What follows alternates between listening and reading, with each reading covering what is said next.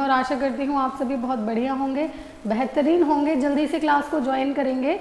और आज हम पढ़ने वाले हैं भारत के गवर्नर और गवर्नर जनरल दोनों के ही बारे में। अब आप कहोगे कि भाई गवर्नर और गवर्नर जनरल तो एक ही होते हैं, लेकिन ये एक नहीं होते और आज उसको हम डिटेल में क्लियर करेंगे। भारत के गवर्नर और गवर्नर जनरल से अगर मॉडर्न हिस्ट्री से देखा जाए तो इंडियन नेशनल मूवमेंट के बाद आपके बहुत ज़्यादा क्वेश्चन इसी से बनते हैं।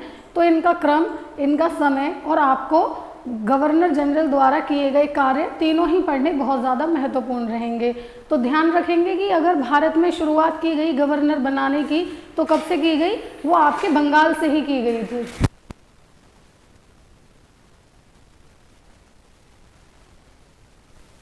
ओके, तो भारत के अब हम बात करेंगे गवर्नर, गवर्नर जनरल और वायसराय के बारे में। तीनों ही अलग अलग हैं। कई बार आप गवर्नर, गवर्नर जनरल एक ही पढ़ते हो, वायसराय का तो आपका डिफरेंस क्लियर हो जाता है, लेकिन गवर्नर और गवर्नर जनरल समझ नहीं आते। तो हम बात करेंगे भारत के गवर्नर और गवर्नर जनरल, क्योंकि भारत में पहले गवर्नर बनेंगे, उसके बाद वो पोस्ट बढ़कर आपकी क्या बनेगी, गवर्नर जनरल बनेगी। बबीता, खुशबू, गंगा। तो भारत के गवर्नर और गवर्नर जनरल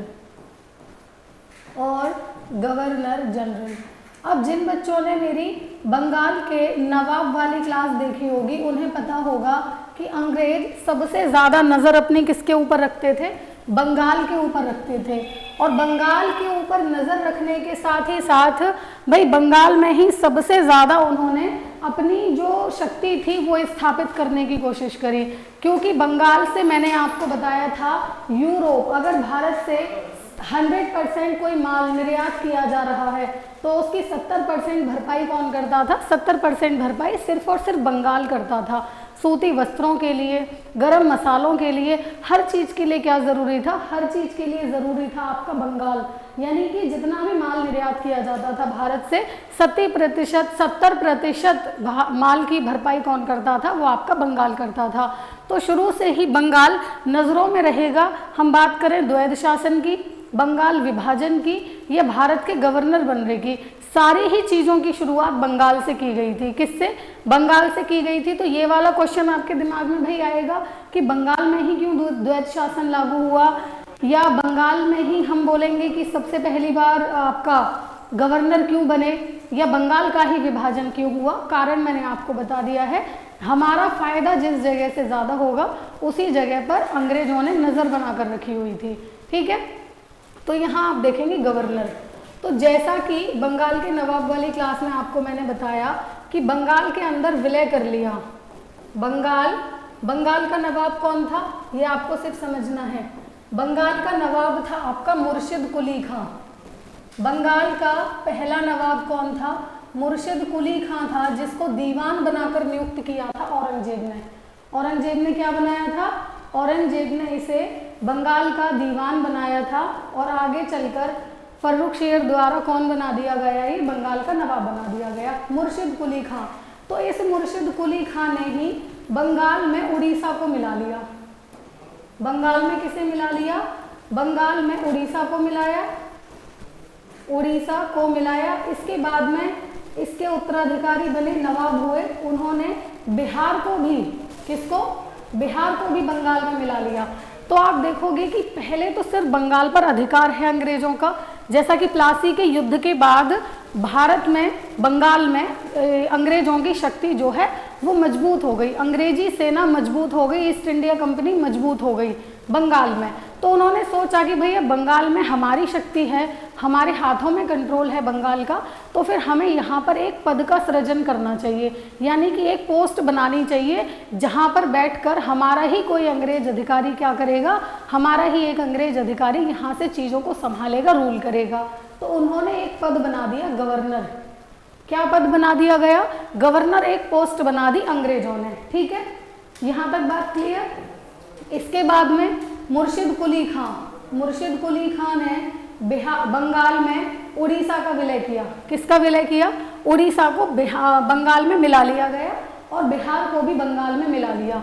अब आप देख रहे हो बंगाल के साथ साथ कितने और क्षेत्र जुड़ गए, बंगाल के साथ जुड़ गया आपका बिहार और बंगाल के ही साथ जुड़ गया आपका उड़ीसा। अब भाई ये जो गवर्नर है इसका पद अब छोटा लगने लगा इन्हें कि ये तो क्षेत्र बड़ा हो गया है तो पद को भी बड़ा हो जाना चाहिए, है ना। जब चीज़ें बड़ी हो रही हैं, क्षेत्र बड़ा हो रहा है तो पद भी बड़ा होगा। अब इस गवर्नर को इन्होंने कन्वर्ट कर दिया किसमें, गवर्नर जनरल में। किसमें कन्वर्ट कर दिया गया, गवर्नर जनरल में। गवर्नर बने थे ये आपके 1773 के रेगुलेटिंग एक्ट से। उसके बाद हम बात करें 1833 का रेगुलेटिंग एक्ट आया, तब ये आपके भारत के गवर्नर जनरल बने, उसके बंगाल के गवर्नर जनरल बने। और फिर उसके बाद आप देखेंगे जब हमारा 1857 का विद्रोह होगा, 1857 के विद्रोह के बाद यानी कि 1858 ईस्वी में यही गवर्नर जनरल का पद क्या बन जाएगा, यही गवर्नर जनरल चेंज हो जाएगा आपका वायसराय में। किसमें चेंज हो जाएगा, वायसराय में चेंज हो जाएगा। और ये किसी न किसी रेगुलेटिंग एक्ट के थ्रू आए थे। तो आप देखेंगे अगर इनको हम क्रम वाइज देखें तो पहले क्या बने, ये बंगाल के ईस्ट इंडिया कंपनी ने बंगाल का गवर्नर बनाया। बंगाल के गवर्नर के बाद जब इसमें उड़ीसा और बिहार का विलय हो गया तो यही गवर्नर गवर्नर जनरल बन गए। और इस गवर्नर जनरल के बाद जब 1857 का विद्रोह हुआ और अंग्रेजों को यहाँ से भागना पड़ा, ठीक है, तो 1857 में ये हो जाएगा आपका 1857 के बाद भारत के वायसराय आ जाएंगे। और सी राजगोपालाचारी आपके स्वतंत्र भारत के पहले भारतीय वायसराय या भारतीय गवर्नर जनरल कहलाएंगे। तो जब हम पढ़ना शुरू करेंगे गवर्नर और गवर्नर जनरल को तो आप देखेंगे सबसे पहले हम डिस्कस करेंगे गवर्नर के बारे में, उसके बाद हम डिस्कस करेंगे गवर्नर जनरल के बारे में then we will come to viceroy. ठीक, चलो अब आ जाते हैं वापस हम किस पर, अपने टॉपिक पर कि गवर्नर और गवर्नर जनरल थे कौन कौन।